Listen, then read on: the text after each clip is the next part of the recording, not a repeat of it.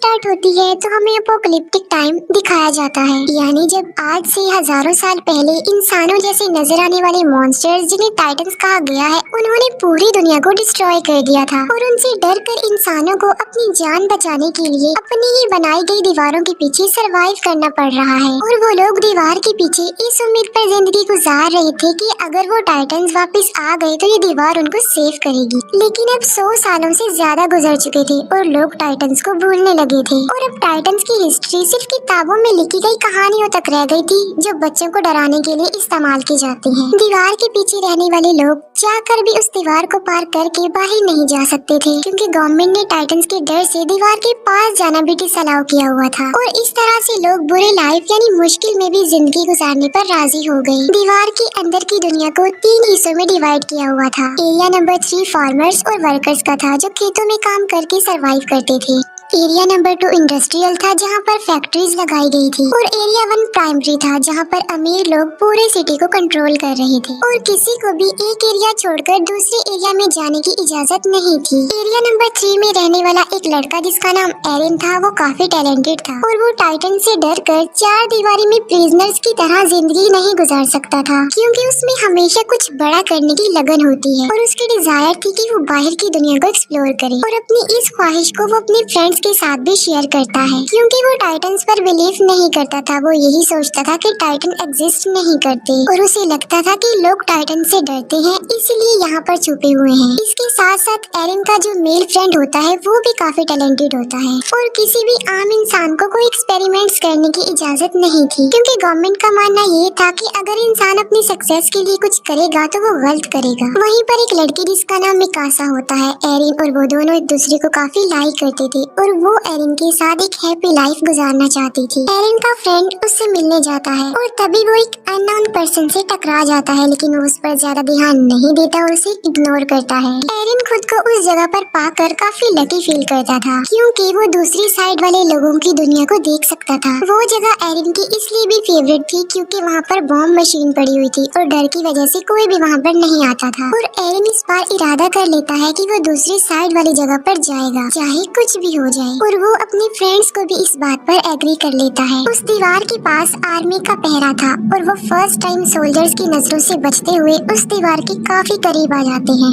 लेकिन इससे पहले कि वो आगे बढ़ते, वो पकड़े जाते हैं। उन सोल्जर्स का लीडर उन लोगों को बचा लेता है, क्योंकि वो लीडर एरिन को काफी लाइक करता था और उन्हें पता था कि एरिन काफी इंटेलिजेंट है और वो एरिन के इस पैशन को अंडरस्टैंड भी करते थे। अभी वो लोग ये बातें डिस्कस कर ही रहे होते हैं कि जमीन कांप उठती है और जब वो दीवार के ऊपर देखते हैं तो उन्हें यकीन नहीं आ रहा होता जो वो देख रहे होते हैं, क्योंकि पहली बार इतने खौफनाक डर से उनका सामना जो हो रहा था। और वो एक मॉन्स्टर टाइटन था, जो कि टाइटन से कई ज्यादा पावरफुल और बड़ा था और ऐसे मॉन्स्टर्स को जायंट्स कहते हैं। और वो उस दीवार से भी काफी बड़ा होता है और आग का बना होता है और उस वक्त वो आग निकाल रहा था और अपने इतने बड़े बड़े पाँव का इस्तेमाल करके वो दीवार को तोड़ने लगता है। वो लोग काफी डरे हुए और काफी हैरान होते हैं। आग के अटैक से काफी बुरा हाल हो चुका था। लीडर एक सोल्जर को ऑर्डर देता है कि वो बॉम्बिंग करना शुरू कर दे, लेकिन वो सोल्जर उसे ये कहकर रोक देता है कि गवर्नमेंट ने हमें इन एक्सप्लोजिव का यूज करने से मना किया है। और वो जायंट काफी बड़ा होल करके हवा की तरह गायब हो जाता है और वहाँ पर तूफान आने से पहले जैसी खामोशी छा जाती है और देखते ही देखते वो टाइटन्स मॉन्स्टर्स दीवार के उस होल से बाहर आने लगते हैं।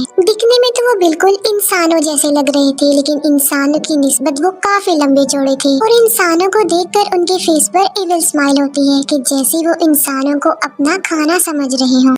वो लीडर टाइटन्स पर बॉम्बिंग करने में कामयाब हो जाते हैं, लेकिन उन्हें ये नहीं पता था कि ये टाइटन्स इटर्नल हैं, यानी ये एक ऐसे मॉन्स्टर्स हैं जिन्हें कभी नहीं मारा जा सकता। और टाइटन्स की बॉडी की जख्मी पार्ट्स खुद ब खुद रिस्टोर होने लगते हैं। अब क्योंकि टाइटन्स तादाद में काफी ज्यादा थे तो वो लोगों को चारों तरफ से घेर लेते हैं और इंसान उसके आगे काफी छोटा दिख रहा था। और वो इंसानों को ऐसे समझ रहे थे कि जैसे इंसान पाँव में आने वाले कीड़े मकोड़े चूंटियां हैं जिन्हें मसल दिया जाए, खेलने वाले खिलौने हैं। और यही नहीं बल्कि इंसान उनके लिए किसी बारबेक्यू से कम नहीं थे, क्योंकि वो उन्हें ऐसे ही पकड़ पकड़ कर खा रहे थे। सोल्जर्स इतने ज्यादा डर जाते हैं कि वो टाइटन्स का खाना बनने से ज्यादा सुसाइड को प्रेफर करते हैं और अपने आप को मार डालते हैं। टाइटन्स ने पूरे सिटी में तबाही मचा दी थी। लोग या तो टाइटन्स का शिकार शिकार होकर या लोगों की अफरा तफरी में कुचलकर मरने लगते हैं और उन लोगों को अपनी जान बचाने के लिए सिर्फ एक ही जगह मिलती है, जो कि सिटी का बहुत बड़ा हॉल था। लोग सिर्फ खुद को सेव करने के लिए दूसरों की जान की परवाह किए बगैर जबरदस्ती अंदर घुसने लगते हैं और एरिन और मिकासा भी खुद को सेव करने के लिए ऐसा ही करते हैं। मिकासा एक छोटे बच्चे को उसकी माँ के साथ देखती है तो उसे उन लोगों पर तरस आता है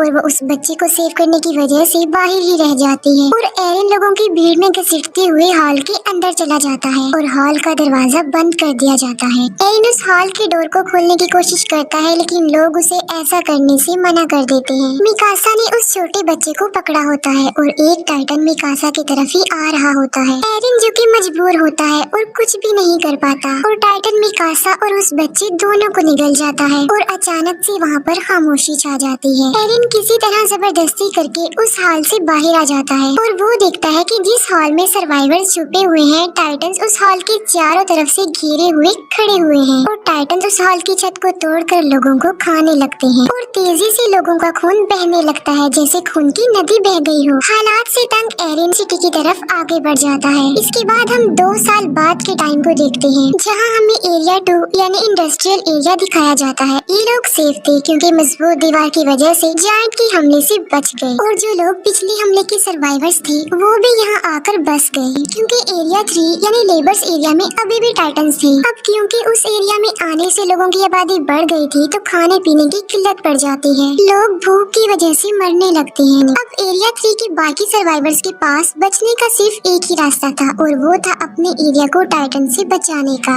यानी टाइटन्स का मुकाबला करके वो अपने एरिया को बचा सकते हैं। टाइटन से लड़ने के लिए सोल्जर्स की एक टीम तैयार की जाती है जिनको 2 साल की सख्त ट्रेनिंग दी जाती है। अब इसमें एरिन और उसका फ्रेंड भी पार्टिसिपेट करते हैं क्योंकि मिकासा की मौत का बदला लेना चाहते थे वो लोग। एरिन को मिकासा की डेथ पर गिल्ट था कि उसने मिकासा को नहीं बचाया। उन लोगों को एक कमांडर लीड कर रहा था जिसका नाम कुबाल था। कमांडर कुबाल प्लान बनाता है कि वो अपने मिशन के लिए रात के अंधेरे में निकलेंगे। उनका मिशन ये था कि वो एरिया 3 के बड़े होल जहाँ से वो टाइटन्स आए थे उसे ब्लास्ट की मदद से बंद करने का। प्लान के अकॉर्डिंग वो हॉल के ऊपर वाले पार्ट पर ब्लास्ट करेंगे, जिससे होगा ये कि वो टूटा हुआ मलबा नीचे गिरेगा और उससे वो हॉल बंद हो जाएगा। और क्योंकि वो दीवार काफी मजबूत है तो ब्लास्ट के बावजूद भी टाइटन्स वहाँ से नहीं आ पाएंगे और अगर वो इस मिशन में सक्सेसफुल हो गए तो वो उन टाइटन्स को मार सकते हैं। और उन लोगों की आखिरी उम्मीद यही एक्सप्लोजिव था, यानी इस मिशन में या तो वो मार डालेंगे या मारे जाएंगे। वेपन्स हेड सब सोल्जर्स को अपने बनाए गए खास न्यू वेपन के बारे में बताती है जिसकी मदद से वो हवा में उड़ सकते हैं, क्योंकि उन्हें पता चल चुका था कि टाइटन्स की नेक पर अटैक करके उन्हें मारा जा सकता है और वो टाइटन्स दोबारा जिंदा भी नहीं होंगे। प्लान के मुताबिक वो रात के अंधेरे में अपने मिशन के लिए निकल जाते हैं, लेकिन अपने टारगेट तक पहुंचने से पहले ही उन्हें रास्ते में कुछ अजीब फील होता है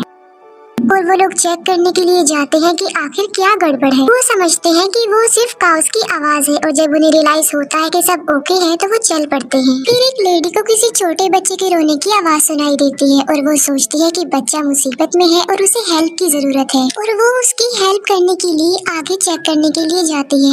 एरिन भी उसके पीछे पीछे जाता है और जब उन्हें बच्चा मिल जाता है तो वो देखते हैं कि ये तो टाइटन का बच्चा है और वो जायंट बच्चा उन्हें पकड़ने की कोशिश करता है और नीचे गिर जाता है और नीचे गिरते ही वो जोरों से रोने लगता है। उसकी आवाज सुनकर सब टाइटन जाग जाते हैं और उधर आने लगते हैं और उन लोगों को घेर लेते हैं और अब वो लोग काफी बड़ी मुश्किल में फंस चुके थे क्योंकि उनका सेल्फिश कमांडर कुबाल उन्हें इस मुसीबत में छोड़कर वेपन्स वाली गाड़ियां लेकर वहाँ से भाग चुका था। एरिन के फ्रेंड को टाइटन्स पकड़ लेते हैं लेकिन वो दूसरा सोल्जर आकर उसे बचा लेता है और अब वो लोग पूरी तरह से टाइटन से घिर चुके थे और अचानक से वहाँ पर टैलेंटेड टाइटन्स का शिकारी शिकीशिमा वहाँ पर आता है और उसने तकरीबन 10 से 15 टाइटन्स को मार डाला था और शिकीशिमा के साथ एक और बहादुर सोल्जर थी और वो थी मिकासा। जी हाँ, वो जिंदा थी। दोनों मिलकर बहादुरी से अपने फास्ट वेपन्स का यूज करके टाइटन्स को मार डालते हैं। टाइटन्स को मारने के बाद वो अपने टारगेट यानी दीवार के उस होल के पास जाते हैं, लेकिन हैरत की बात ये थी कि मिकासा एरिन को अपनी कोई भी फीलिंग्स नहीं दिखा रही थी क्योंकि उस इंसिडेंट के बाद वो सिर्फ अपना बदला लेना चाहती थी। मिकासा को वो टाइटन निगल चुका था लेकिन शिकीशिमा ने उसे बचाया और टाइटन से लड़ना सिखाया। टाइटन से लड़ने का एक सीक्रेट बताता है कि अपने गुस्से को आजाद छोड़कर टाइटन्स पर टूट पड़ो और मुकाबला करो। वो एक बात और बताता है कि इंसान का दुश्मन टाइटन से ज्यादा डर है, जो कि उसे छिपने पर मजबूर करता है। तभी उनका सेल्फिश कमांडर कोबाल वहाँ पर आता है। वो कहता है कि मिशन के लिए जो फास्ट वेपन्स हमने यूज करनी थी वो हमारी सीक्रेट जगह पर नहीं मिले, बल्कि वो अंडरग्राउंड केव्स में थी और मैं उन एक्सप्लोजिव्स को खोना नहीं चाहता था, इसीलिए मुझे जाना पड़ा, क्योंकि हमें कोई तो चीटर है जो वो वेपन चुरा सकता था और एक्सप्लोजिव को खोने का रिस्क वो नहीं ले सकते। वो लोग वेपन्स को लोड करने लगते हैं, लेकिन टाइटन्स उनकी आवाजों को सुन लेते हैं और अचानक वो टाइटन्स 2 लोगों को खा जाते हैं।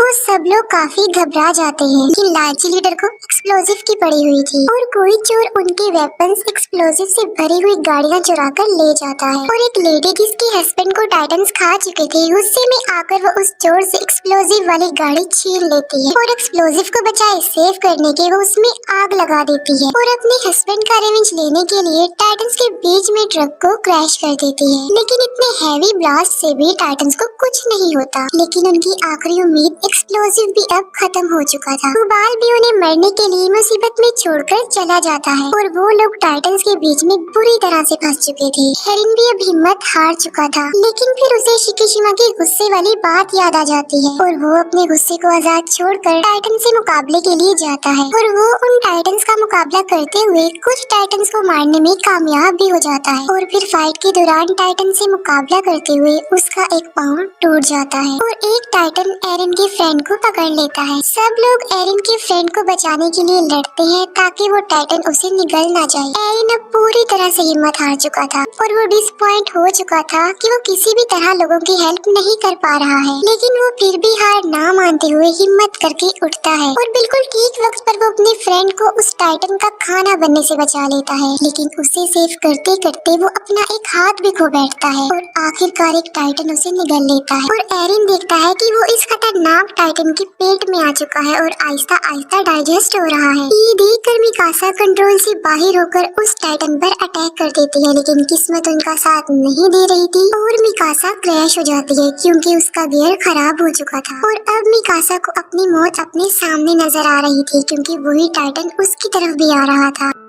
लेकिन अचानक से टाइटन को अपने पेट में कुछ अजीब सा फील होता है और एक काफी बड़ा मॉन्स्टर उस टाइटन की मुंह को चीरते हुए बाहर आ जाता है और एक एक्सप्लोजन से काफी बड़ा जायंट पैदा होता है और ये जायंट बाकी टाइटन्स को मारता जा रहा था। फिर ध्यान से देखने पर उन लोगों को पता चलता है कि ये कोई और नहीं बल्कि ये तो एरिन है और फिर वो बाकी जायंट्स की तरह कमजोर होकर मरने लगता है और तभी वो कमांडर जो एरिन के टैलेंट को समझता था वो एक बात कहता है जो किसी को भी समझ में नहीं आती। वो कहता है कि इसकी नेक का पीछे वाला हिस्सा काट दो। अब किसी को उसकी बात समझ में तो नहीं आती, लेकिन फिर भी मिकासा ऐसा ही करती है और वहाँ से एरिन निकलता है और हैरानी वाली बात तो ये है कि उसका टूटा हुआ हाथ और पाँव अब रीजनरेट हो चुके थे। ये देखकर सब लोग काफी हैरान रह जाते हैं और किसी अननोन रीजन की वजह से शिकीशिमा स्माइल करता है जैसे वो पहले से ही जानता था कि ऐसा होने वाला है। इसके बाद हमें एरिन के पास्ट का एक सीन दिखाया जाता है जहाँ पर एरिन के फादर जो कि साइंटिस्ट थे, एरिन में किसी वजह से कोई वैक्सीन इंजेक्ट करते हैं जिसमें वो कमांडर भी उनके साथ थे।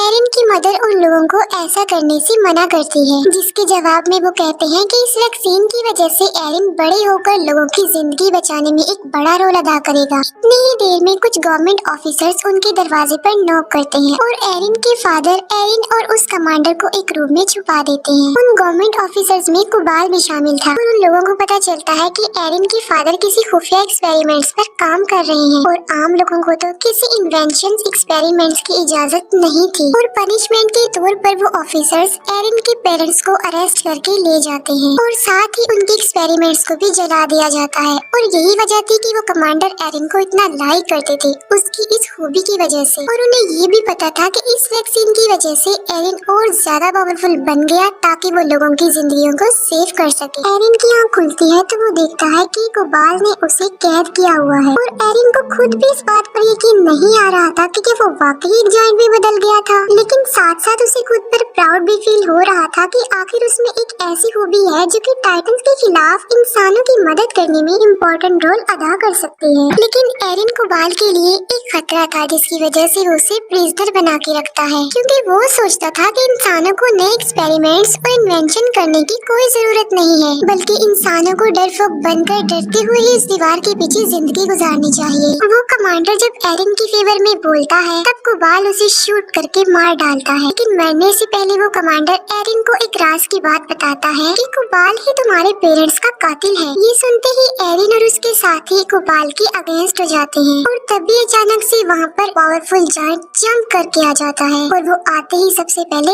एरिन को पकड़ लेता है। वो लोग उसे रोकने की कोशिश करते हैं, लेकिन वो सबको अपने रास्ते से हटा रहा था। वो एरिन के एक फ्रेंड को भी मारने की कोशिश करता है, लेकिन मिकासा उसे ऐसा करने से रोक देती है और ऐसा लग रहा था कि शायद वो मिकासा की बातों को अंडरस्टैंड कर रहा था और वो एरिन को अपने साथ लेकर निकल जाता है और इस सारी फाइट पे कोबाल मारा जाता है। अब क्योंकि एरिन भी उनके पास नहीं था तो उन्हें समझ में नहीं आ रही थी कि क्या किया जाए। फिर एरिन के फ्रेंड को याद आता है कि उनके पास अभी भी एक एक्सप्लोजिव है जिसे वो यूज करके अभी भी अपना मिशन पूरा कर सकते हैं और वो सब लोग बॉम्ब को रिकवर करने के लिए एरिया 3 में चले जाते हैं। एरिन की आंख एक काफी बड़े और अजीब से रूम में खुलती है और उस रूम में कुछ चीजों के अलावा शिकिशिमा भी था और यहाँ पर शिकिशिमा बहुत सी बातों को रिवील करता है कि ये टाइटन्स इंसानों की ही बनाई गई हैं, जिनको किसी और ने नहीं बल्कि एरिन के फादर ने ही बनाया था और उन्होंने ये टाइटन्स आर्मी वेपन्स के लिए बनाए थे, लेकिन उनका एक्सपेरिमेंट फेल हो जाता है, जिसका बैड इम्पैक्ट ये पड़ा कि वायरस तेजी से इंसानों में फैलता गया और इंसान तेजी से टाइटन्स में बदलते गए और उन्होंने दुनिया में तबाही मचा दी। ये सिलसिला ऐसे ही चलता रहेगा, कभी नहीं रुकेगा। और मुसीबत की बात ये है कि ये टाइटन्स बगैर कुछ खाए पिए भी जिंदा रह सकते हैं, यानी ये कभी भी मरने वाले नहीं हैं। और इन्हें मारने का सोल्यूशन सिर्फ और सिर्फ एरिन के फादर के पास था, जो उनके साथ ही मर गया। और अगर गवर्नमेंट उन्हें इन एक्सपेरिमेंट से ना रोकती तो शायद आज टाइटन्स को मारने का कोई तो हल होता। और एरिन के फादर ने अपने बेटे को ही चूज किया, जिसके अंदर उस वैक्सीन को इंजेक्ट किया ताकि वो लोगों की हेल्प कर सके और टाइटन्स के अगेंस्ट लड़ सके। और एरिन कभी भी नहीं मर सकता और जब चाहे वो जायंट में बदल सकता है। शिकिशिमा ये भी बताता है कि ये वही है जो गवर्नमेंट के अगेंस्ट है और उसके साथ ही नहीं वेपन्स चुराने की कोशिश की थी। एरिन शिकिशिमा के बातों से इम्प्रेस होकर उसकी हेल्प करने के लिए रेडी हो जाता है। एरिन के पार्टनर्स किसी तरह टाइटन से बचकर बॉम्ब के पास जाते हैं और बॉम्ब को ट्रक पर लोड करने के बाद वो दीवार की तरफ बढ़ते हैं, लेकिन रास्ते में ही शिकिशिमा उन्हें रोक लेता है। उसका प्लान ये था कि वो इस बॉम्ब की मदद से एरिया 2 पर अटैक करके उसे डिस्ट्रॉय कर देगा और दीवार गिर जाने की वजह से लोगों को ना चाहते हुए भी टाइटन से लड़ना पड़ेगा। और जब वो टाइटन्स को मारने में कामयाब हो जाएंगे तो वो लोग बाद में गवर्नमेंट को ही खत्म कर देंगे, क्योंकि गवर्नमेंट की वजह से ही उन्हें इन हालात का सामना करना पड़ रहा है। लेकिन एरिन और उसके फ्रेंड उसकी इस बात पर इसीलिए एग्री नहीं कर रहे थे क्योंकि इसमें बेकसूर लोग मारे जा सकते थे और इसीलिए एरिन और शिकिशिमा में फाइट हो जाती है। शिकिशिमा जल्दी से खुद को मारकर जायंट में तब्दील कर लेता है और यहाँ पर हमें ये पता चलता है कि शिकिशिमा में भी वो खूबी थी कि वो टाइटन बन सकता था और ये वही जायंट था जो एरिन को किडनैप करके ले गया था। और टाइटन बनने के लिए उन्हें अपनी ही जान लेनी पड़ती है और जब वो एक बार टाइटन बन जाते हैं तो उनकी असली बॉडी नेक के पीछे टाइटन वाले रूप को कंट्रोल करती है। लेकिन इन जायंट्स की लाइफ टाइटन्स की निस्बत काफी कम होती है क्योंकि ये वैक्सीन से बने होते हैं, क्योंकि बाकी टाइटन्स वायरस फैलने से बने थे, इसीलिए वो नहीं मरते। एरिन और शिकिशिमा के बीच जोरदार फाइट होती है। शिकिशिमा एरिन पर भारी पड़ जाता है, लेकिन बाद में एरिन अपनी फाइटिंग स्किल से शिकिशिमा को हरा देता है और एरिन प्लान के मुताबिक बॉम्ब को दीवार के ऊपर वाले पार्ट में ब्लास्ट करने में कामयाब हो जाता है। और तब वो सब हैरान रह जाते हैं ये जानकर कि कोबाल मरा ही नहीं था और वो कहता है कि एरिन को मेरे हवाले कर दो, क्योंकि वो नहीं चाहता था कि कोई भी इंसानों की हेल्प करे, बल्कि इंसानों को डर कर दीवारों के पीछे ही छुपे रहना चाहिए। और गुस्से में आकर एक फीमेल सोल्जर कोबाल को मार डालती है। और यहाँ ये बात भी रिवील हो जाती है कि मूवी के स्टार्ट में हमने जो टाइटन यानी जो किंग जायंट देखा था वो कोई और नहीं बल्कि वो कोबाल था। कोबाल जायंट भी बदल कर उनके मिशन को रोकने की काफी कोशिश करता है। तब शिकिशिमा उनकी हेल्प करने पर एग्री हो जाता है और अपनी जान की परवाह किए बगैर बॉम्ब को किंग टाइटन यानी कोबाल के मुंह में घुसा देता है और वहाँ पर एक्सप्लोजन की वजह से किंग टाइटन की मौत हो जाती है और एक्सप्लोजन की वजह से बनने वाले मलबे से वो बड़ा सा होल भी बंद हो जाता है। वो सब लोग काफी खुश हो जाते हैं क्योंकि वो अपने मिशन को अचीव कर चुके थे। और एरिन और मिकासा का समंदर और उड़ते हुए बर्ड को देखकर ड्रीम पूरा हो जाता है और उनके ड्रीम के साथ ही मूवी यहीं पर एंड हो जाती है।